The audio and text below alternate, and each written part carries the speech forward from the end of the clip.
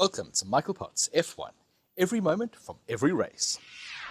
2024 was a brilliant year in Formula One, but 2025 has all the ingredients of being even better. In this video, I'd like to take you through all the things that I'm looking forward to the most in the upcoming season. Firstly, we've got new drivers, and we've got old drivers and new teams.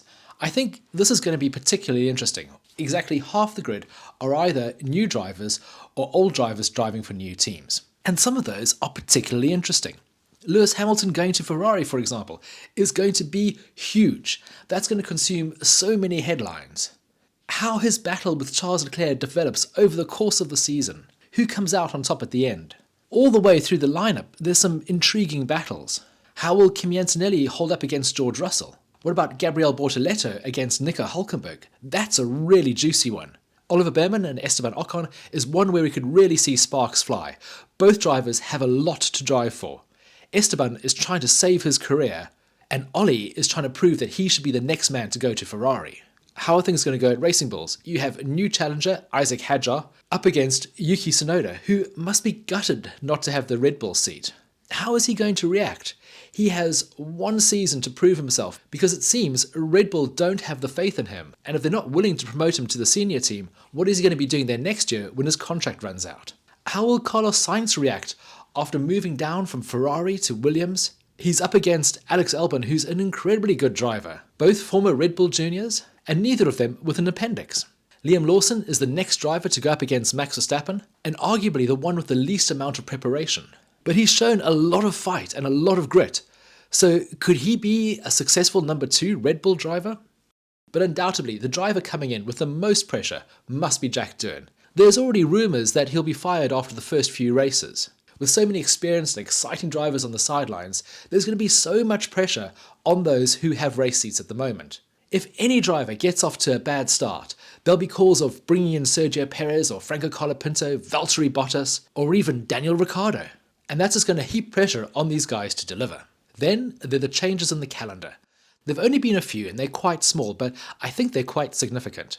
The first change that I'm really looking forward to is the triple header of Imola, Monaco and Barcelona. Putting these 3 races together is brilliant. They're all fabulous events in their own right, and the tracks have enough differences to make each one unique. But I'm also looking forward to the gap between Mexico and Brazil. That triple header was particularly harsh last year, so I'm quite glad to see it gone.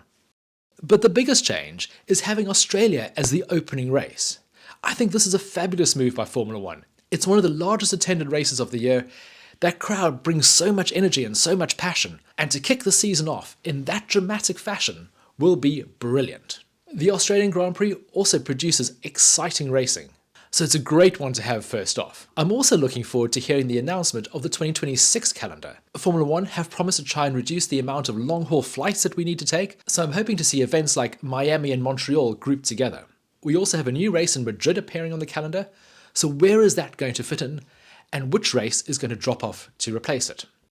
Another new event is the opening ceremony in London, the 75th anniversary spectacular. This could be quite an amazing show. Having all the teams and cars unveiled on the same day will be brilliant. So often during launch season, teams do a really half-assed job. We get some pitiful renderings of last year's car with this year's colours, but this way everything's going to happen at once and we're going to get to see each car side by side, delivered with the same quality of imagery. While the car launch show is going to be amazing, I'm not really expecting any of the teams to be changing their colours and livery that much. Mercedes might go full silver, Ferrari might go a little bit darker red. Essentially, at this stage, I'm not expecting a makeover or a change in anyone's identities just yet.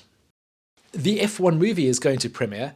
This is the movie starring Brad Pitt, and I'm so excited to see this come out. I've watched the trailer and it looks great. I've been keeping a close eye on the filming throughout the season, and I just can't wait to see how they weave the story of Sonny Hayes into a fully active Formula One season. I'm also going to be scanning the background to see if I've managed to sneak into any shots. There'll be a new season of Drive to Survive. Last year the team did an incredible job pulling together some fabulous storylines of what was essentially a rather dull year. This year they've got no excuse. This year it's going to be harder for them to find out what to leave out. There are so many stories to cover in 2024. It's going to be such a juicy Drive to Survive. There is the new team, Cadillac, coming to Formula 1 in 2026, but in 2025, we're already going to start hearing about how this team is going to shape together, who the drivers will be, who the key personnel will be. Will we see one of the established pros like Valtteri Bottas or Sergio Perez driving for them? And what about an American driver? Carlton Herta could be a good candidate. Or maybe they'll take a punt at another North American driver, Pato O'Ward, who has driven quite a lot for McLaren. 2026 will be looming over the season.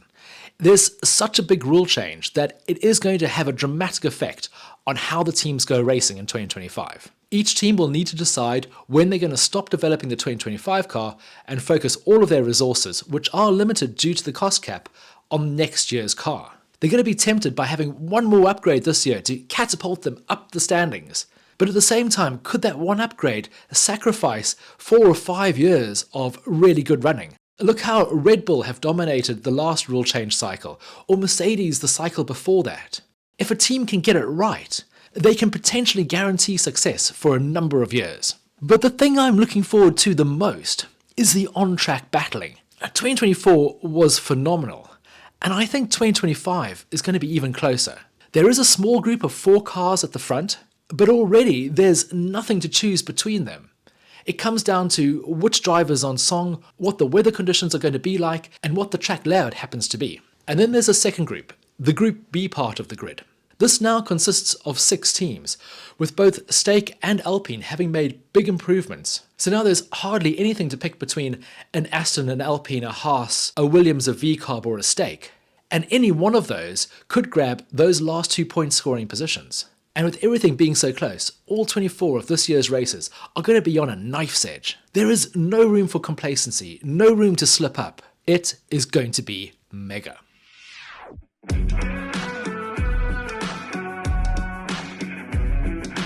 Thank you so much for watching this video. I really do hope you've enjoyed it. If you'd like to see some more photographs from 2024, there's a link in the description below. What are you looking forward to most in the upcoming season?